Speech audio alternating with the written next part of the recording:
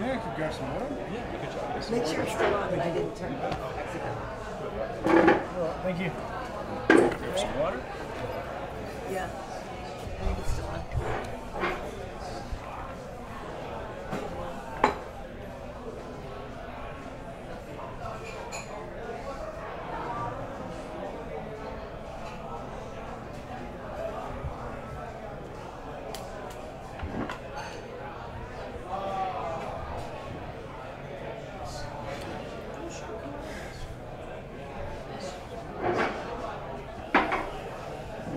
Thank you very much. Thanks, guys. Sorry we're a little late. Sorry. A little warm today and looking good though, but you're a little warm in the suit. That's alright. How was the weather here compared to Sydney? Sydney's cold right now. Like, Well, it's the opposite. Yeah, we just got through our winter, but I haven't been home for 2.5 months. So yeah. When do you plan on going back? Tonight. Oh, Yeah, tonight. okay. Yeah. Escaping from the States tonight. Yeah, I miss home. I miss home. So you were training in Vegas after the show wrapped up? Is that what you did? No, what happened was I flew to Colorado just to suss the area out, the altitude up there. Yeah, just get a feel how it is out there, and yeah, it was good. We spent about a week there, and then finished up here. Did you train in any particular camp or just? No, I just went up there with a coach, and my dad and son, and yeah, just did our own thing. It was more of just a trial, a test to see how things are going and what we'd have to take into consideration if we ever went out there to do some real training. Any reason why you chose Colorado? Just the altitude? Yeah, just high, and it's pretty. It's pretty. Do any skiing while you're out there? It's summer, so it's just. Hey, but if you go high up mountains, there's still snow there. Yeah, no, there was no snow where I was. I've actually never skied. Something I It's should do. overrated. So how's your hand feeling right now? Obviously, I watched the first episode of TUF, and you do have the brace on at the beginning. I don't know if you have it through the season, but how is your hand right now? Yeah, no, so the bone's fully healed. The problem is that with any break or ligament damage or anything like that, there's a lot of tightening that goes on. It becomes really restricted in movement, and that's kind of what I'm working with right now. A lot of people don't know this, but I did ligament damage in my left hand as well. So I'm just dealing with those strength and conditioning, rehab, so that I get a full range of motion on both hands, so that I can get back into training at 100%. So what was a more frustrating injury though, the knee or the hand? That's a hard one. Probably the knee, because when I injured the knee, I had to stay off it. So you can't run, you can't swim, you can't do a lot of those sort of things. At least with my hands busted, I can't do anything upper body, but I can still run, I can still jog, I can still move by myself. Are those injuries are they both from the fight or were they before the fight? Both from the fight, yeah. Punching that guy, I guess, takes some toll on. I hit him thousands of times. Between the two fights, I think you hit him, like 2,000 times. Probably. Yeah, there was a lot of hitting involved. So did you have surgery on both hands? No, I had surgery on my right hand only. I got a plate put in there and some screws. But the left hand is it's called a bootleg deformity, I think. It's where the ligament down the middle splits. So I'm just trying to deal with that right now. What did the doctor say when you can get full into training again? So I've already started with my strength conditioning and rehab, trying to get the full range of motion and movement back in both hands. It's kind of playing it by ear right now, so I'm kind of just testing it to see where my threshold is, what I can do right now.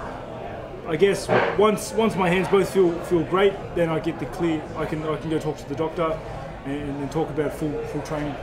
Any kind of time frame? I'm looking to fight early next year. That's when I think I'll be at my best, when you can expect me at 100%. The thing is, with both hands injured, I want to not only get better to fight, I want to get better and then train at 100%. You know, I want to increase my skill sets at 100%, so that by the next time I step into the octagon, I'm better than I was before. And when you look at Kelvin, where do you find him to be the most dangerous? Kelvin's very well rounded. He has good wrestling, good jiu-jitsu, and good striking. He's fought a lot of tough guys. He's fought high caliber guys. But to be honest, I just think I'm better. I think I'm better across the board. You guys were both welterweights. Do you feel like you've settled into middleweight better than he has, or do you feel like you just have more success here? You're fit for it better, or? To be honest, I haven't really given any thought to his transition to middleweight. It doesn't really bother me, nor does it really matter. My transition into the middleweight division was great for me. It allowed me to manage my weight, worry about the cuts less, and just train and perform at a much better standard. So this is my weight division, and I've clearly proven that. Yeah. Would you recommend to some people who maybe are struggling to make a lower weight class, like, hey, maybe go up, give it a try, fill out, not worry about the cut so much, like you said? It's hard to say, because who am I to tell people what to do with their own careers and how they're doing? There are a lot of guys out there that cut a lot of weight but still perform at the highest level. And if you can do that, good on you. If you're feeling good at that weight and like doing what you're doing, keep doing it. For me, the whole camp was about making weight, losing weight, worrying about the weigh-in. Like, I used to get so stressed out before a fight, weeks out, just because I knew how much weight I had to cut to get there. The whole process from the start of the camp to the end of the camp was just making the weight cut. I wasn't even thinking about the fight. I thought that if I got through the weight cut, the fight would take care of itself. And I think, thinking back on it, that's the wrong attitude to have. So, and a side note, I like eating. I like food. Being able to go through the camps and if there's a birthday party and we're 6 weeks out, I can say, yeah, I'll have a little slice. And that's a big thing mentally for me. So to be able to do that, you got much more out of me in the sessions, which ended up being directly related to getting much more out of me on the fight night. Do you think there's too big of a gap between 170 and 185? Like, if there was a 175 division, would that be something that would interest you possibly? I think it has to be higher than that for me. Fair. but definitely, I think the sport could definitely use more weight divisions so that people start juggling, start managing their own weight a little bit better, as well as fighting at weights that they're supposed to fight at. There are a lot of guys that are caught in that mid-range where the guys are too big above, but the cut's too hard to go below. They're kind of torn in that in between. So I think this sport could definitely use more weight divisions. Did you have any specific moment that crystallized in your head it's time to go up to middleweight? Did you have like a bad weight cut, or was there what kind of brought you around on that? It was always something that I was going to have to deal with. I started out my professional career in MMA when I was 18. I was a lot smaller than I was still growing into my body. So it was always one of the things I thought I would have to deal with eventually. It's just trying to work out when the right time is. My last fight at welterweight was one of the few times I thought about quitting the sport. Weeks out from the fight, I was so stressed out about the weight cut that I almost called up Joe at the time and said, I can't do this, this is terrible. And I ended up getting to the fight. The weight cut, I did 7.5 kilos morning of. And yeah, that was yeah, I just I slapped on the Abilene cream, I put a sweatsuit on, I jumped in the sauna and I stayed there. And, For how long? How long were you in there? 40 days. The whole process took 4 hours. So I did that. That was terrible.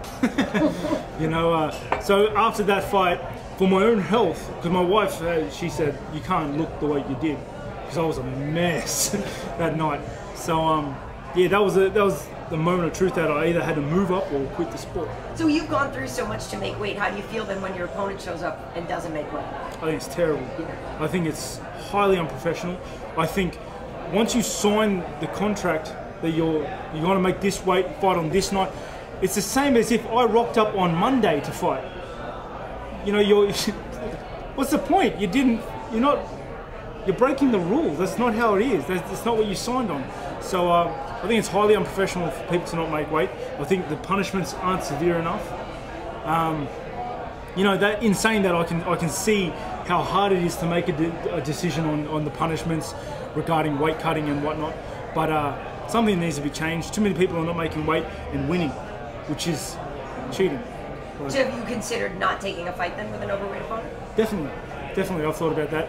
But you put the people who do make weight are also in a hard position because they're in a position where they still need to earn money to pay the bills, to earn a wage, to do their job.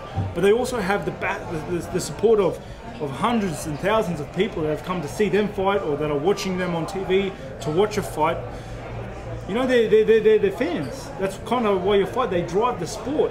And so it's when you ask a guy, are you going to take a fight if your opponent doesn't make weight?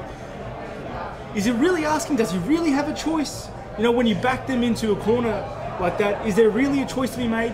And yeah, you have to look at the whole process behind it. What was your initial reaction when you all missed weight on the last fight? The thing with me is, especially for that fight, because I knew after he missed weight the fight before, I knew that was a possibility.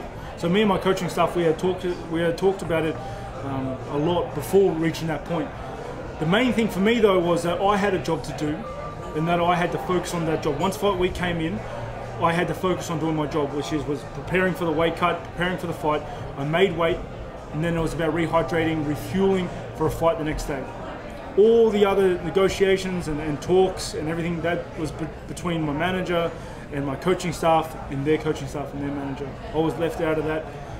Obviously, I was made aware of the decisions after the fact and what decisions need to be made, but my sole responsibility at that time was just refueling for a fight. So you previously already made a decision that if he does miss, you're still going to fight. It was half and half. We had discussed it, but the thing is, I flew a long way not to fight. You know what I mean? And a lot of my fans came to see me perform, and you know, it was a year since the last fight. I wanted to fight.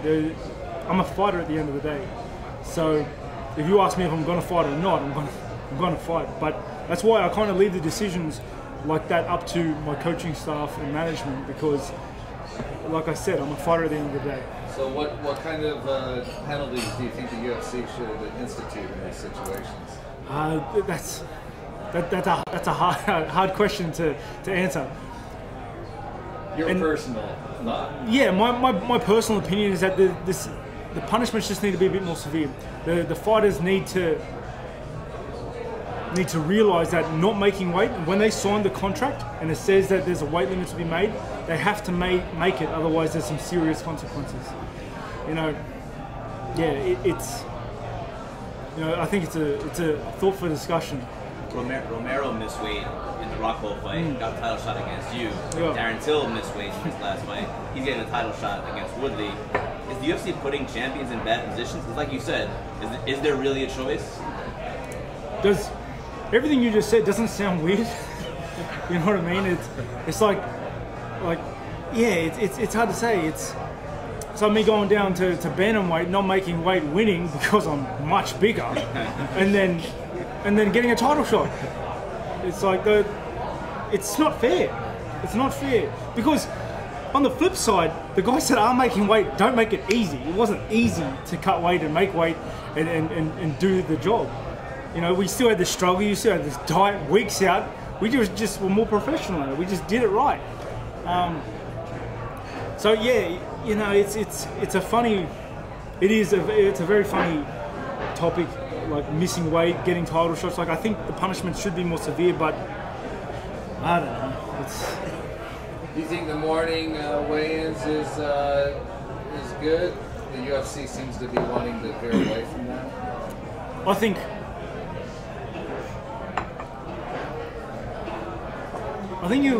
think the morning weigh-ins were good if you did the right things. If you took it professionally, if you made the weight. I think it was bad for the people that kind of got lax and took advantage of that and come in and didn't make weight, and so had plenty of time to recover. And because if you get a guy that's on the cusp of death because he's not making weight, doesn't make weight, and you give him 36 hours to rehydrate, it's going to be much bigger. You know, there's a reason why he didn't make weight. You know, so yeah, I think going back to the original weigh-ins, it sucks, but I think it's better for the sport. question for you. You know, I was fortunate enough to be in Australia when you won the Ultimate Fighter. I remember way back then. So now you're coming on the other side of it. You're coaching it. I mean, how did it feel for you to walk into the gym and be on the other side now, and knowing maybe what you wanted to get from your coach back in that situation, and what you're hoping to give to the guys and girls on this season?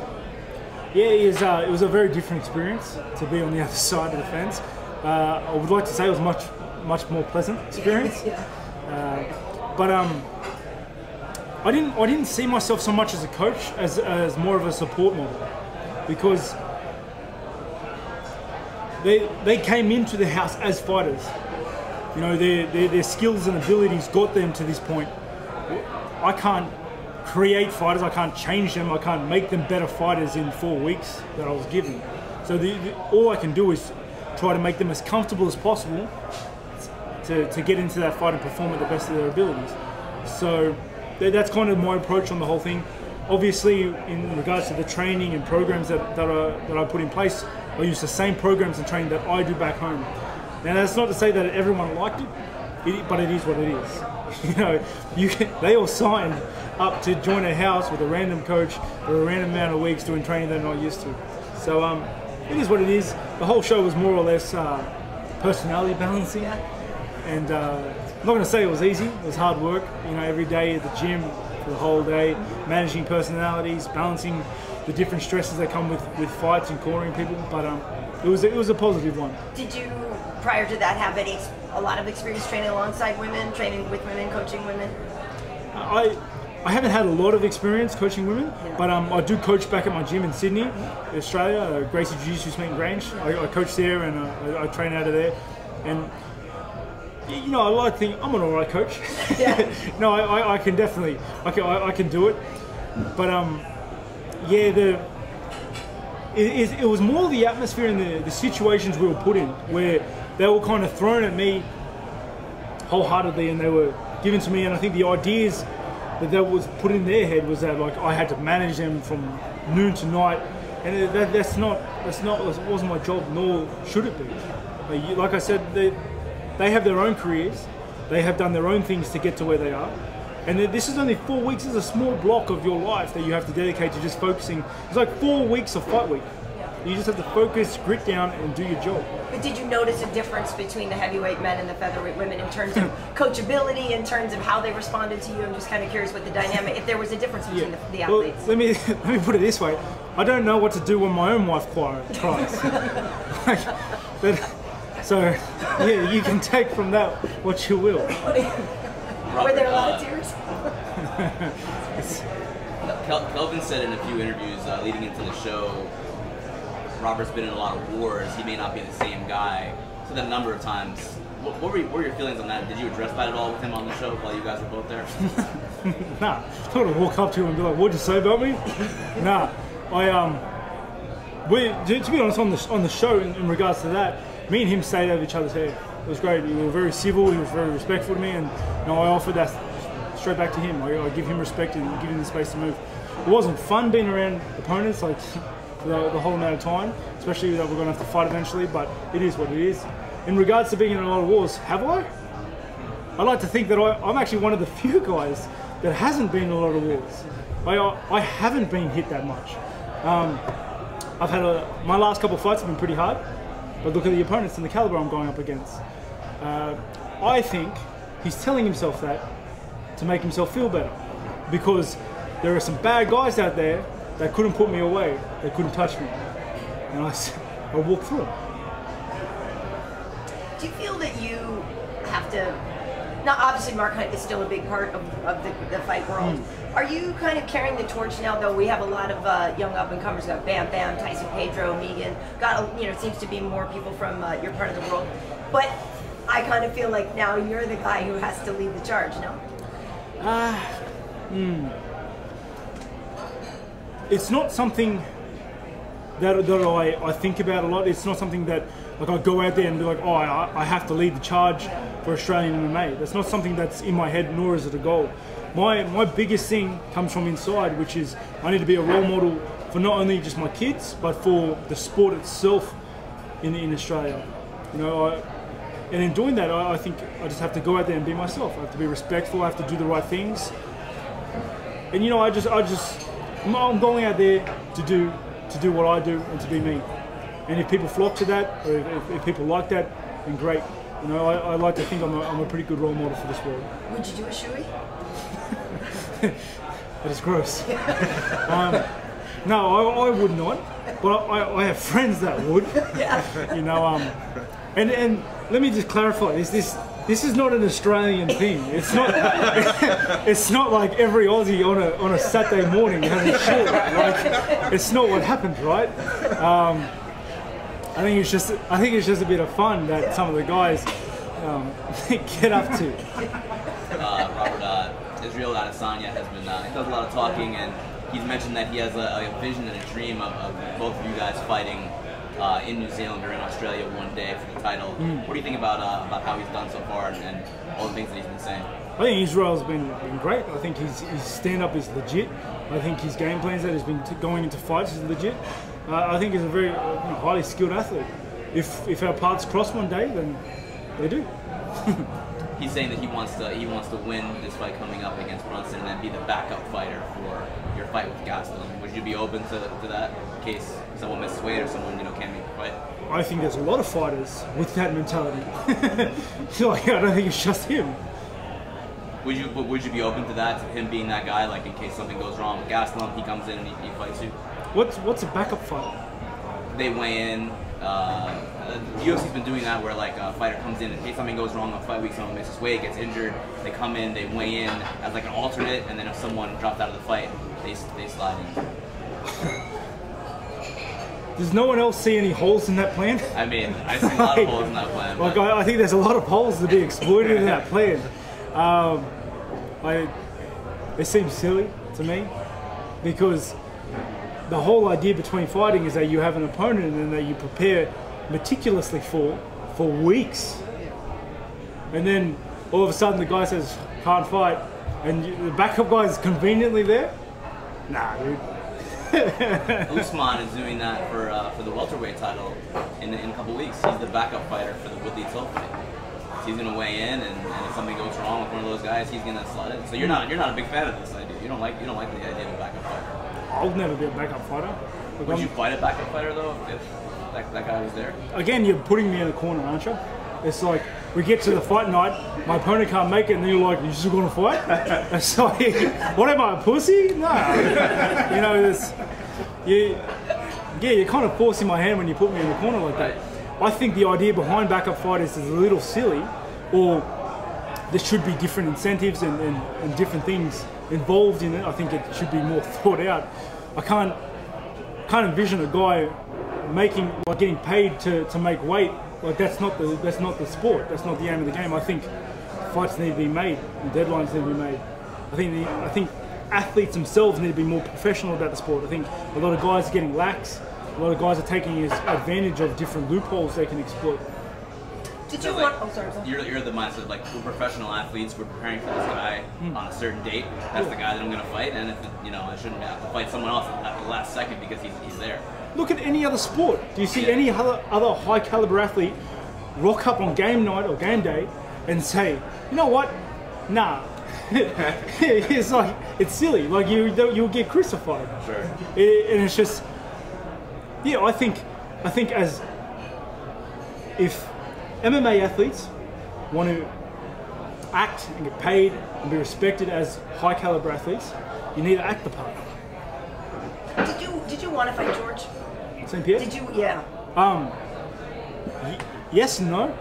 Like I would love to fight him in a sense out of respect. I'd love that fight because when I was growing up, obviously he was a guy I was looking at. He was the guy, and to be honest, he's a guy that I've looked up to in the MMA industry. He's what I believe to be a true warrior of the art. He's been high, he's been low, and he's been high again. I think that's a true test of warrior mentality. But so out of respect for him and his abilities and his accomplishments, I would like to fight him. But in the same sense, he's a great guy. You know, I've met him a couple times, and he's been always nice and civil to me. He's been a great role model for the sport, and So I wouldn't like to fight him in that sense because I genuinely like him. But yeah, you know, we're both martial artists, we're both athletes. It's just what happens. So it sounds then you prefer to have a little bit of a reason to want to punch somebody in the face? In terms of your opponent, do you like having a little something to cling to of not liking your opponent?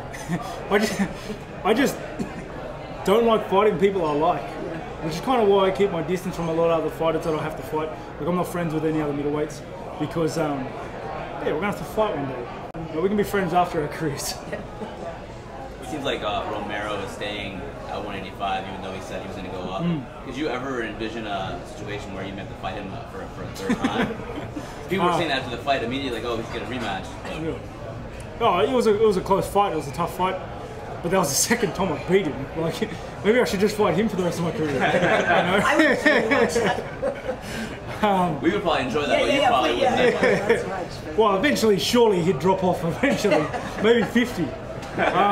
Still coming at 50. Yeah. What was the original question? Could you ever envision a situation where you have to fight him a third time? Geez, it's the sport. We'll have to wait and see. You know, the sport's funny. The division's funny. MMA, especially the middleweight division, is ripe with opportunity. There's many a times where weirder things have happened. You know, just got to see how everyone else acts. My biggest thing right now is just focusing on Kelvin. With you being around him for about 4 weeks throughout the shooting of the show, did you learn anything from him, like either that you didn't know, like just like fighting style, coaching style? Not really. Not really. Like I said, he stayed out of my hair, I stayed out of his, and yeah. Let alone I didn't try to get to know him. You know what I mean? Gotcha. And then just follow. Was there any like one of your favorite moments throughout the taping of the show without giving away any spoilers? Probably kind of hard. Oh, geez, finishing. Wrapping up was good. It was a lot of hard work.